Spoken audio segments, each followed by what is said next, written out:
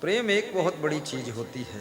प्रेम होता है तो होता है, नहीं होता तो नहीं होता है। उसका भी बड़ा विचित्र रूप है।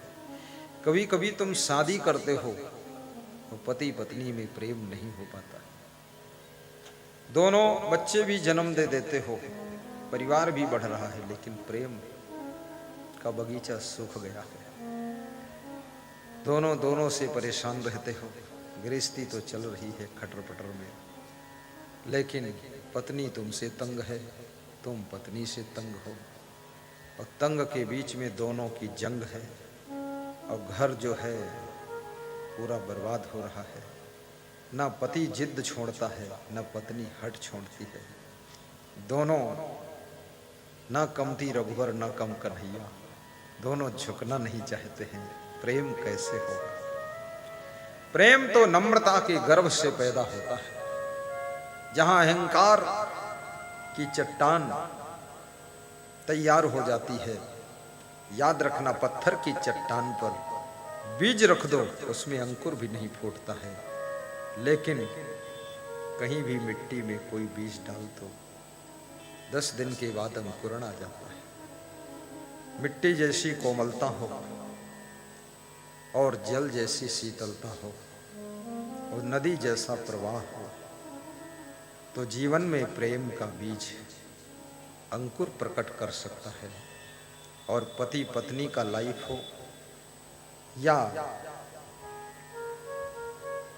भाई भाई का संबंध हो, सास बहू के रिश्ते हो, जब तुम नियम के अनुसार चलते हो, दूसरे का ख्याल रखते हो, तो प्रेम की रक्षा होती है। जब मनमानी करते हो, दूसरों की परवाह नहीं करते हो, तुम शराब पीते हो, पत्नी रोती है तब भी तुम नहीं पिघलते हो। तुम पान तमाकू पुड़िया खूब खा कर आते हो, बच्चे भी समझाते हैं पापा ये सब छोड़ दो, उल्टी गंगा बह रही है। बच्चे बाप को समझाएं, पत्नी पति के कृत्यों से रोती रहे। यही साक्षात कलयुग की निशानी है। जिस तुम्हारी पत्नी ने अपने माँ बाप को छोड़ दिया तुमको पाने के लिए, और तुमने उस पत्नी को पाकर भी दारू नहीं छोड़ा, धिक्कार है तुमको। कम से कम ये शराब तो छोड़ दो, बीड़ी सिगरेट गांजा चरस तंबाकू तो छोड़ दो, ये गाली देने की आदत छोड़ दो, आलस छोड़ दो, हठ और जिद छोड़ दो, क्रोध और गुस्सा छोड़ दो, और अपने मन को सत्संग की ओर मोड़ दो, भक्ति से जोड़ दो, बुराइयों से नाता तोड़ दो। फिर देखो घर में प्रेम की गंगा बहेगी, घर में शांति आएगी। समय सरकता जा रहा है, आदमी मरण धर्मा है, हर प्राणी मृत्यु को प्राप्त होता है। जब ये शरीर ही नहीं रहेगा तो जिद और हट कहां रहेगी?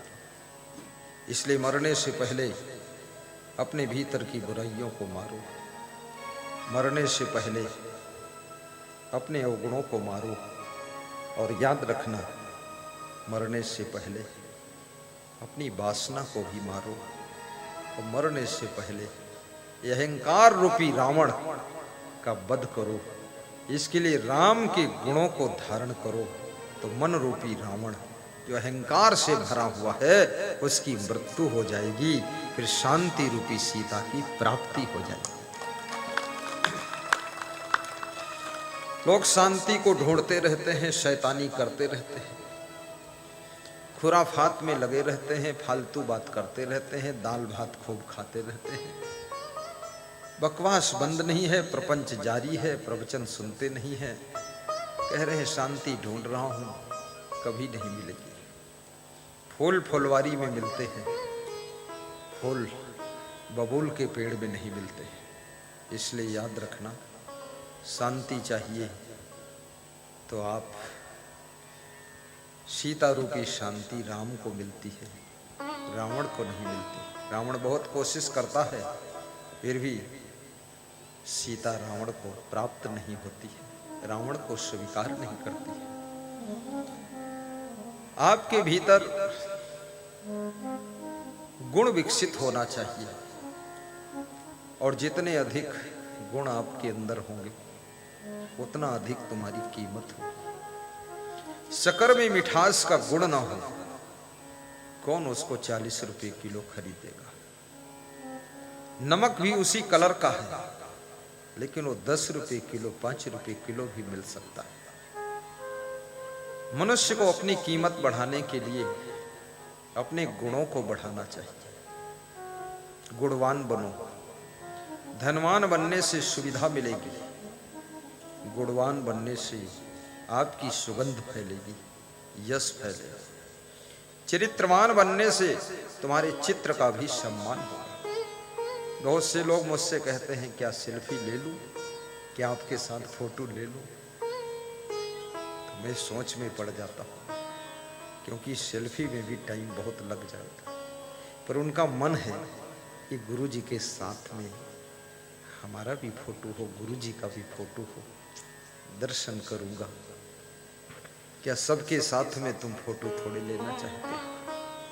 कोई गधे के साथ तुम सेल्फी लेते हो? कभी कभी नहीं लेते हो। बहुत सारी कुतिया घूम रही, उनके साथ सेल्फी लोगे? नहीं लोगे। सेल्फी कोई गुणवान व्यक्ति, महान व्यक्ति के साथ जिसमें कुछ विशेष योग्यता है, उसके साथ में फोटो खिंचवाने की इच्छा होती है। और गलत व्यक्ति के साथ में जब तुम फोटो खिंचवा देते हो, तुम्हारा भी ग्राफ गिर जाता है, ये भी याद रखना। और जब कोई महान व्यक्ति के साथ में फोटो खिंचवाते हो, तुम्हारा भी सम्मान बढ़ जाता है। हाथी पर तुम बैठते हो, घोड़े पर जब बैठते हो तो लगता है कोई राजकुमार, राजा साहेब आ रहे हैं, लेकिन तुम तो वही हो। जब तुम गधे पर बैठ लेते हो तो लोग सोचते कोई गधा कुंवर आ रहा है।